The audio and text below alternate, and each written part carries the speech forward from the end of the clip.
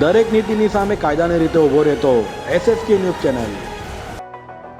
સુરતમાં પડી રહેલા વરસાદ અને ઉકાઈ ડેમમાંથી અવિરત પાણી છોડાઈ રહ્યું હોય જેને લઈ સુરતમાં તાપી નદીનું જળસ્તર વધી રહ્યું છે। સરદાર બ્રિજ નીચે પાણીનું સ્તર વધતા લોકોમાં ડર જોવા મળ્યો છે। સુરતમાં પડી રહેલા વરસાદની સાથે ઉકાઈ ડેમમાંથી અવિરત લાખો ક્યુસેક પાણી છોડાઈ રહ્યું હોય જેને લઈ સુરતમાંથી પસાર થતી તાપી નદી બે કાંઠે જોવા મળી રહી છે। સુરતમાં તાપી નદીનું જળસ્તર વધી રહ્યું છે। સરદાર બ્રિજ નીચે પાણીનું સ્તર વધ્યું છે। 7.5 મીટર પાણીનું લેવલ છે। તો અડાજણ સરિતા સાગર સંકુલમાં ધીરે ધીરે પાણી ભરાવાના શરૂ થયું છે।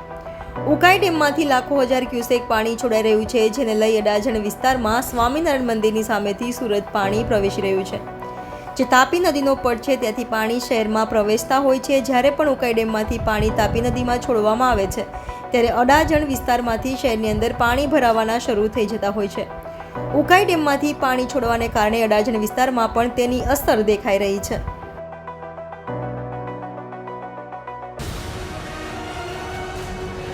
દરેક નીતિની સામે કાયદાની રીતે ઊભો રહેતો SSK ન્યૂઝ ચેનલ।